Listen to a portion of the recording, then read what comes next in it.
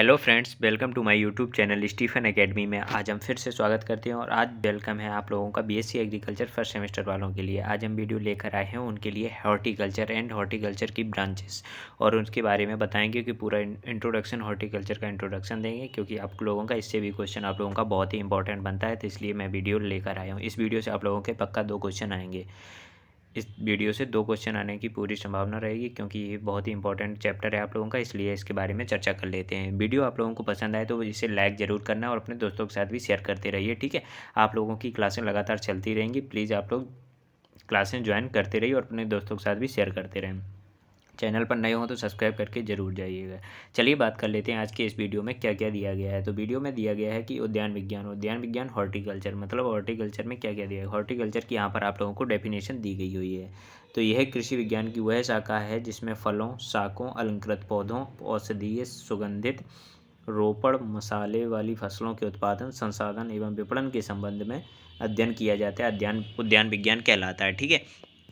तो यहाँ पर उद्यान विज्ञान की ये तो थी आप लोगों की डेफिनेशन। आगे बात करते हैं हम लोग उद्यान विज्ञान की शाखाएं, मतलब उद्यान विज्ञान की शाखाएं कौन कौन है। ब्रांचेस ऑफ हॉर्टिकल्चर के बारे में चर्चा करेंगे, ठीक है। तो जो इसकी जो पहली शाखा होती है पोमोलॉजी, मतलब फ्रूट कल्चर जिसे कहते हैं। पोमोलॉजी मतलब फलोत्पादन, ठीक है। इसके बाद दूसरे नंबर पर आती है ओलेरीकल्चर, मतलब शाको उत्पादन, मतलब सब्जी उत्पादन।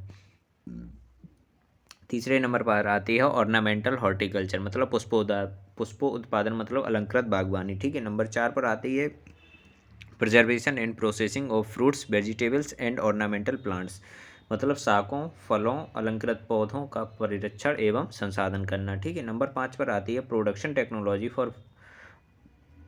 Technology of medical aromatic spices and plantation crops, ठीक है। औषधीय, सुगंधित, मसाले एवं रोपड़ वाली फसलों की उत्पादन तकनीक के बारे में आती है, ठीक है, नंबर 5 पर। आगे यहाँ पर बात करते हैं कि इसका जो पहला पार्ट्स होता है, बिल्कुल आप लोगों को बेसिक से इसे बताने जा रहे हैं, क्योंकि ये फंडामेंटल है, तो इसलिए। तो इसमें अब आता है कि पुष्प क्या होता है। सबसे पहले आप लोगों की परिभाषा आती है कि first flower, what is flower, flower क्या है। तो पुष्प पौधे का वह आनुवंशिकी विभाग है जो कि बाह्यदल, दल, पुमंग तथा जायांग द्वारा विकसित होता है तथा पुष्प परागण तथा निषेचन क्रिया के उपरांत फल तथा बीज का निर्माण करता है, ठीक है। आप लोगों को परिभाषा समझ में आ गई होगी, क्योंकि बहुत ही सरल परिभाषा दी गई है, 4 लाइनों में दी गई है आप लोगों की, ज़्यादा कोई दी नहीं गई बड़ी। आप लोग इसे याद कर लीजिए, आप लोगों के बहुत काम आने वाली है, ठीक है। इसमें देखते हैं इसके पुष्प के प्रकार मतलब काइंड्स ऑफ फ्लावर, पुष्प के प्रकार कितने होते हैं, इसके बारे में भी चर्चा कर लेते हैं। तो पुष्प के जो प्रकार के बारे में बात की गई है कि पुष्प के अंदर नर एवं मादा जननांगों, मतलब एंड्रोशियम एवं गाइनोसियम की उपस्थिति के कारण आधार को 2 वर्गों में विभाजित किया गया, मतलब पुष्प के आधार को 2 वर्गों में विभाजित किया गया है, ठीक है। फर्स्ट नंबर पर बात करते हैं, पहला आता है पूर्ण पुष्प, मतलब कंप्लीट फ्लावर के बारे में बात करते हैं, ठीक है। कंप्लीट फ्लावर क्या होता है। पूर्ण पुष्प वह पुष्प जिसमें बाह्यदल, दल, पुमंग एवं जायांग सभी उपस्थित होते हैं, इस प्रकार के पुष्प को पूर्ण पुष्प कहा जाता है, ठीक है। जैसा कि आप लोग देख रहे हैं, वह पुष्प जिसमें बाह्यदल, दल, पुमंग एवं जायांग, मतलब जो ये 4 भाग होते हैं, ये आप लोगों को याद रखने हैं। मतलब बाह्यदल, दल, पुमंग और जायांग, अगर ये चारों पार्ट्स उपस्थित हैं तो वो एक कंप्लीट फ्लावर कहलाएगा आप लोगों का, ठीक है।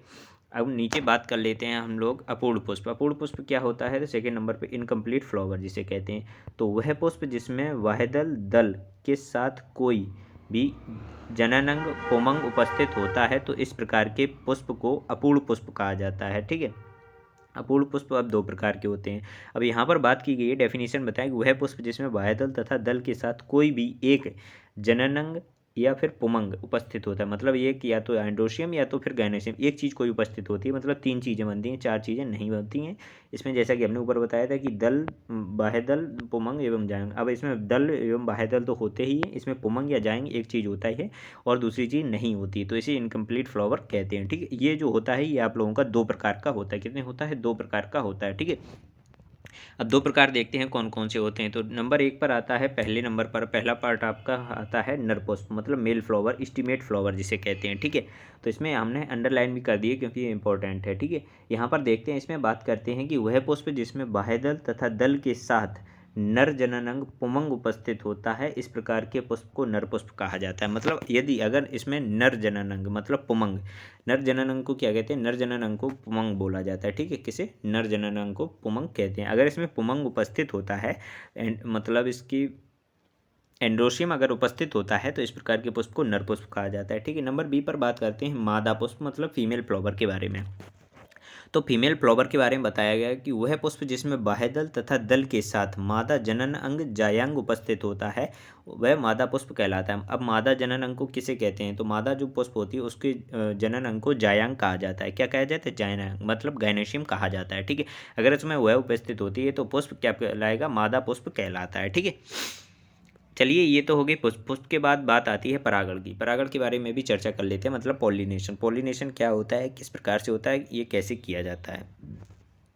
पुष्प के नर भाग पुमंग के 3 भाग होते हैं। पुष्प का जो नर भाग होता है पुमंग, उसके 3 भाग होते हैं। अब 3 भाग कौन कौन से होते हैं, फर्स्ट पार्ट होता है पुतंतु। पुतंतु मतलब क्या होता है, फिलामेंट। फिलामेंट जिसे कहते हैं इंग्लिश में। ठीक है, सेकेंड नंबर में आता है आपका परागकोश। परागकोश मतलब एंथर होता है। नंबर 3 पर आता है परागण मतलब पोलन ग्रैंस। पोलन ग्रैंस होते हैं आप, पोलन ग्रैंस होते हैं, क्या होते हैं, परागण परागकण होते हैं मतलब इनको। ठीक है, अब बात करते हैं इसकी। परागकोश से परागकणों का निकलकर वर्तिका तक पहुंचने की क्रिया परागण की क्रिया कहलाती है। ये हो गई आपकी परागण मतलब पॉलिनेशन की परिभाषा।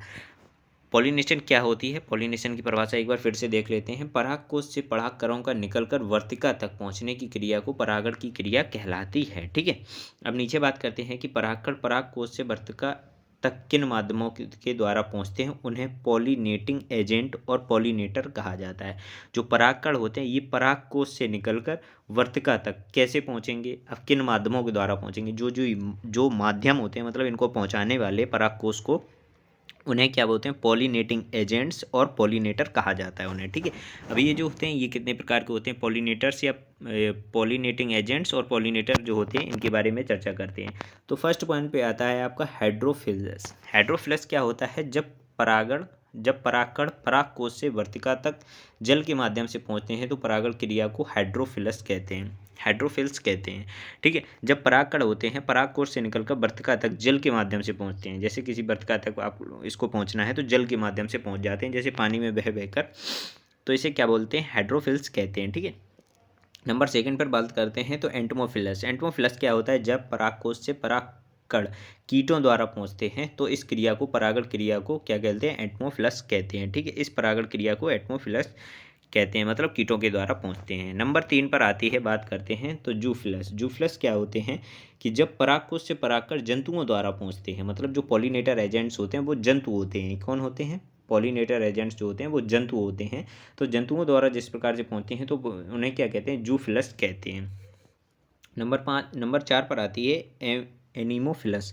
एमिनोफिलस क्या होती है, तो यह परागकण परागकोश से वर्तिका तक हवा के माध्यम से पहुंचते हैं तो इस प्रकार की परागण क्रिया को एनीमोफिलस कहा जाता है। ठीक है, आगे बात करते हैं 5वें नंबर में। 5वें नंबर में देखते हैं 5वें नंबर में क्या होता है, ऑर्थिनोफिलस। ऑर्थिनोफिलस क्या होता है कि जब परागकोश से परागकण पक्षियों द्वारा वर्तिका तक पहुंचते हैं तो इस प्रकार की परागण क्रिया को ऑर्थिनोफिलस परागण कहते हैं। ठीक है, जब पक्षियों द्वारा पहुंचते हैं तो उसे ऑर्थिनोफिलस कहते हैं।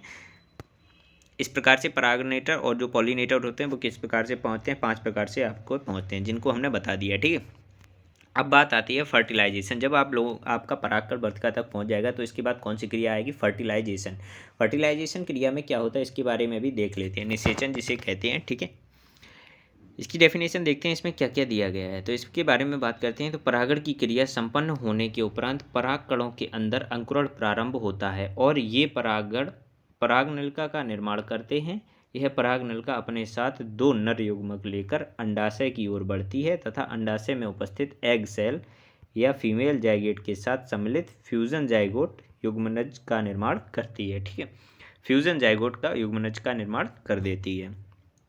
इसके बाद यहाँ पर नीचे कुछ दिया गया है, इसके बारे में चर्चा करते हैं कि इसमें अर्थात में क्या दिया गया है कि परागण क्रिया के उपरांत